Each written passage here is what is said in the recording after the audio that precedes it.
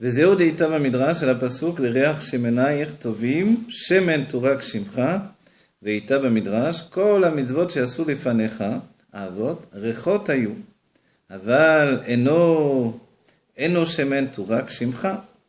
Alors, tout ça, ça définit la notion du nom qui a pris l'éclat. L'éclat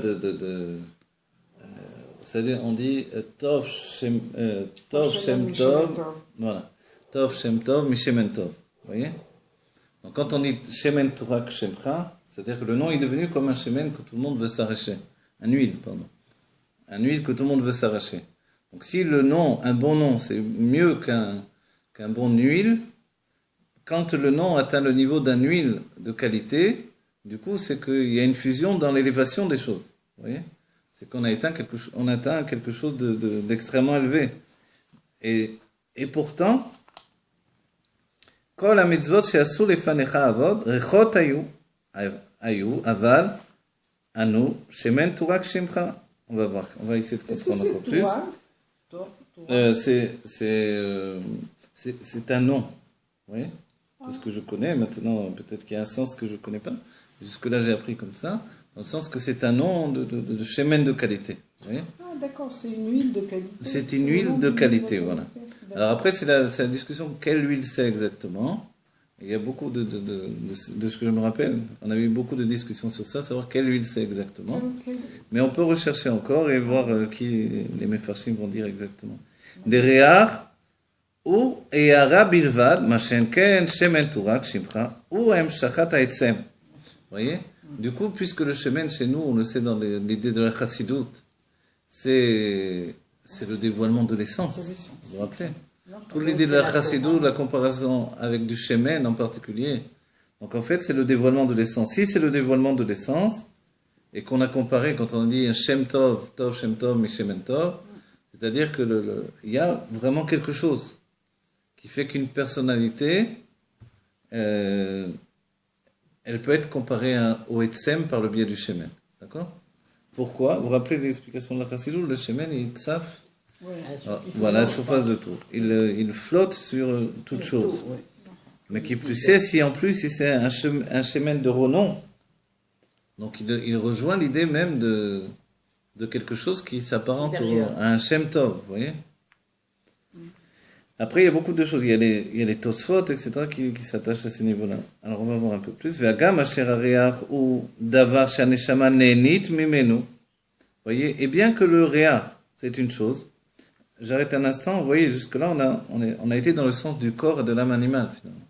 Grâce au corps et à l'âme animale, on permet à l'âme divine d'atteindre le bitul bemetziut. D'accord? Ici, tout à coup, on passe quand même dans une autre vision des choses, dans un autre pan voilà. Regarde, on va voir. Des réar ou éara bilvad, et le réar, qu'est-ce que c'est? Alors, c'est juste une éara. Une éara, c'est...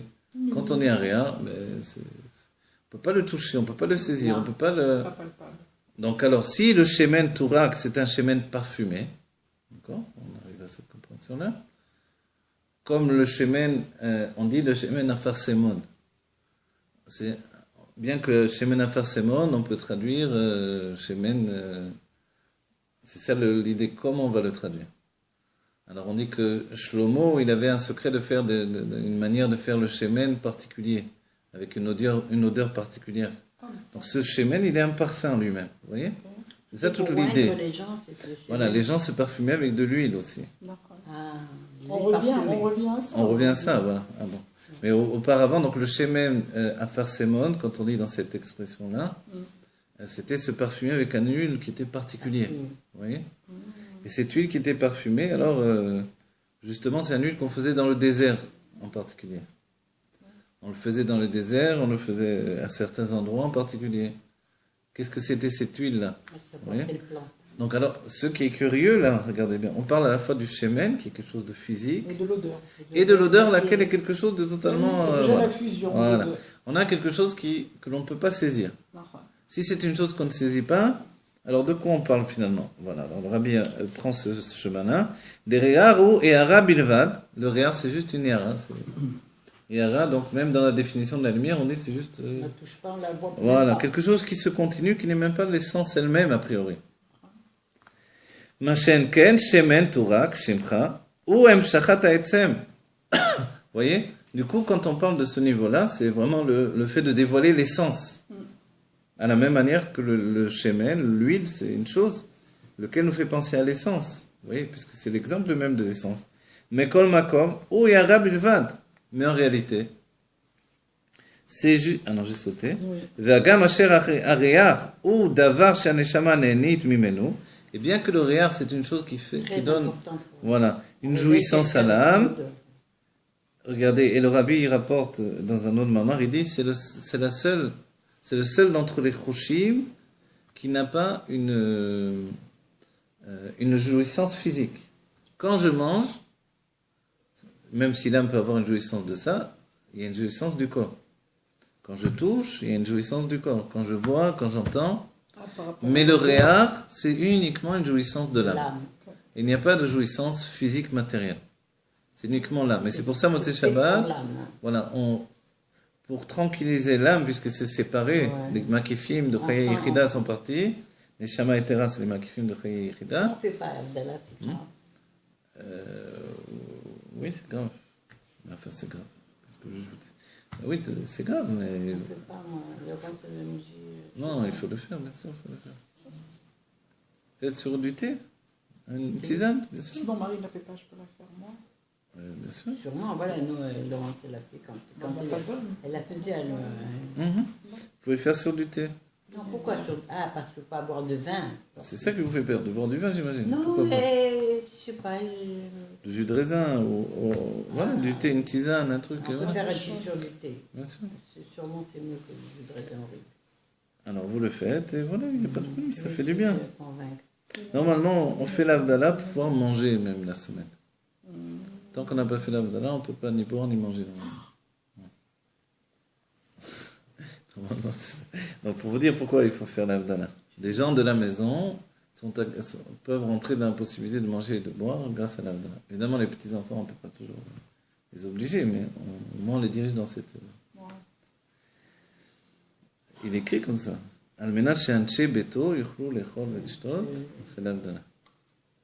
Ve'agam asher hareach hu davar she'haneshama ne'enit mimenu ועל ידי הריח הוא המשכת החיות. Voyez, le réar, il donne de la vitalité. Vous vous rappelez qu'est-ce qui se passe par exemple à Yom Kippour? Vous avez vu, chacun vient avec son petit parfum. Voilà. Avec le coin, mais voilà, mais d'autres viennent avec des extraits de parfum, des extraits de plantes. Non. Quand on n'a pas besoin ni de l'un ni de l'autre, c'est pas... Tant mieux, mais je vois chez les hommes, il y a beaucoup qui viennent, soit avec du tabac. Ceux qui peuvent faire, ils ont... Vous voyez, ils viennent respirer du tabac, donc l'odeur du tabac. Il y a ceux qui viennent avec des extraits de plantes naturelles, de parfums. Et tout ça, pourquoi? Pour apaiser l'âme, voilà. Et ça donne de la vitalité aux personnes qui sont... ça sentait quelque chose de frais, comme ça rafraîchit, voilà. La menthe, les trucs, l'eucalyptus. Ça rafraîchit, ça. Mais kol makom ou era bilvad. Mais c'est qu'une era, c'est rien. Dans 5 minutes, c'est fini, c'est parti. Une fois que tu as senti, c'est fini. Sha'arei peulat hariach ou kasher adam mitalef. Voyez-nous. Shenistalka emshachat hayara tachayut. Quand est-ce qu'on agit et on voit le réar qui peut être très important? C'est quand une personne s'est évanouie. On lui donne de sentir quelque chose d'assez fort. Quand il est évanoui, ça le ramène à la vie, enfin, à la conscience. Aval ha'etzem yeshno adain begufo. C'est-à-dire que même si la personne s'est évanouie, l'essence de son être, elle est toujours là. Az ou peulat hariach. Et mais c'est à ce moment-là que le réar, il agit. Pourquoi il agit? Parce qu'il y a le etzem qui est là toujours. Le réveil. Donc le réar, qu'est-ce qu'il fait? Il relie la neshama avec le etzem. Oui, avec l'essence de l'être. Là, quand on parle de justement le nom d'une personne, c'est le dévoilement de l'essence. Oui. On l'appelle quand il va nous l'appelle.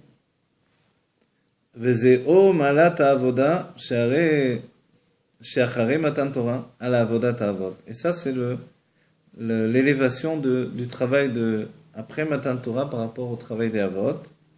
Des Avodat Avot aya kemo shei Metzal Metziut Aneshama, Velo Aya Basé Bitul Bemetziut, comme on l'a dit auparavant. Le travail des Avot, c'était du niveau de l'âme elle-même, telle qu'elle est.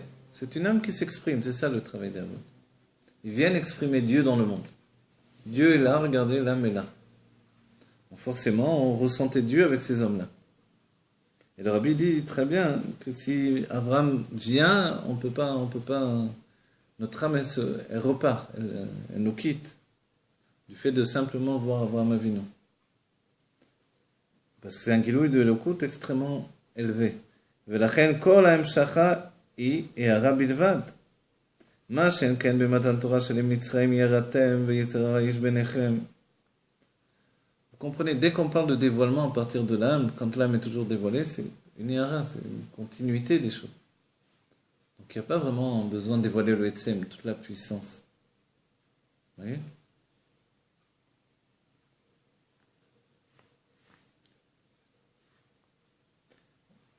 Là, tout ce que le Rabbi dit, ça rejoint aussi le fait quand on dit Kana Shem Tov, Kana Leatzmo.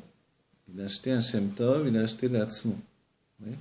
Ça, c'est la définition de ces explications-là. Il a acheté pour son Etzem, pour son essence.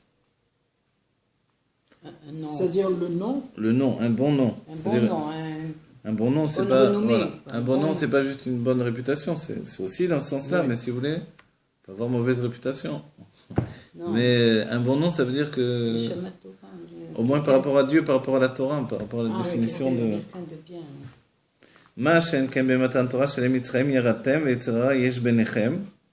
Donc, par contre, quand on est rentré vraiment dans l'enfermement de l'Égypte, où on se confronte à la relation avec le Yetzer Hara, on n'est plus juste un homme qui vit, c'est tout, moi tout seul.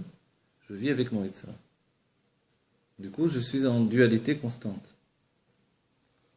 Alors, Ariel et Désé, ou Etsem Ametziut, Metzad Abitul, Chole, Keniskalea. Là se dévoile l'essence même de l'existence par rapport au Bitul, par rapport à la soumission. Quelle soumission? La soumission Bemetziut. Un Bitul Bemetziut total. C'est-à-dire que le Rabbi nous pousse à comprendre, vous voyez comment le Rabbi fonctionne? Il nous pousse à comprendre que l'on va de plus en plus vers l'attachement au Etsem. Et que l'idée même que l'on ait un Yetzer Hara, c'est pas ce qui va nous empêcher. Au contraire. C'est le plan divin que le Yetzer Hara nous attache à l'essence de notre être. De ce fait-là, on s'attache à l'essence de Dieu. Et au contraire, tous les dévoilements de l'âme eux-mêmes, tant qu'ils sont déconnectés de l'âme animale, ils ne sont que des dévoilements du niveau d'une Ehara. C'est rien, c'est une lueur, c'est un souffle, c'est un parfum. Voilà. Mais c'est un état naturel du divin. Donc du coup, l'âme divine n'atteint pas un niveau de dépassement absolu. Donc elle existe toujours dans la Elokut. Il faut qu'elle arrête d'exister dans la Elokut, dans le divin. Elle ne peut y arriver qu'en se confrontant au corps et à l'âme animale. Le bouleversement est tellement puissant qu'on arrive à se déconnecter du divin. C'est-à-dire confronté au monde de la matière, on en arrive quelquefois à ne plus étudier la Torah, ne plus... Comme des tas de situations, les Juifs se sont retrouvés dans un monde soit du travail, soit de la guerre, soit de comme on a cité, Yoshua, qui va dans les guerres d'Israël, il est en chemin, et tout à coup un ange vient avec une épée vers lui, et il demande à l'ange, qu'est-ce que tu fais? Je viens te tuer. Pourquoi tu vas me tuer? Qu'est-ce que j'ai fait? Il dit, mais tu étudies pas la Torah. Mais comment je peux étudier la Torah? Je suis tout le temps en train de me battre, c'est la guerre. Tant pis, tu aurais dû étudier la Torah. Les gata boyoma valayna. Est-ce que Moshe s'est arrêté d'étudier la Torah? Il y avait des guerres avec Moshe aussi. Donc en fait, c'est cette notion-là où on comprend bien que on est obligé, même confronté au monde de la réalité, au monde de continuer à dévoiler le divin. Et quand on atteint ce niveau-là, on atteint Bitul Bemetziut. On atteint une soumission dans notre essence. Le tout, c'est la soumission. Voilà. La soumission de l'âme divine. Vous voyez? Malgré qu'on n'a pas d'amour et de crainte de Dieu dans le cœur, de manière palpable. Le tout, c'est... Mais dans notre comportement, on dévoile que finalement, on est dans un état de Bitul Bemetziut au niveau de l'âme. Parce qu'on reste attaché à Dieu malgré tout. Vous voyez? Ça veut dire que, je ne sais pas, quelle que soit la situation, avec toutes les fautes qu'on peut faire, avec tous les manques, sans même parler de faute, les manques, tout simplement. Tous les manques des situations où on aurait pu être tranquillement en train d'étudier la Torah, tranquillement en train de s'élever dans Torah et Mitzvot, et on est en train de faire le contraire, on fait des choses qui peuvent paraître inutiles en fait dans l'idée du dévoilement divin. Et pourtant, c'est ce que Dieu désire pour chacun d'entre nous. Donc voilà, alors, grâce à ça qu'on atteigne le dévoilement de l'essence de Dieu, on a compris donc que notre situation, malgré qu'elle a l'air terrible et petite et chute et tout ce qu'on veut, en réalité, c'est le vrai, voilà, c'est la vraie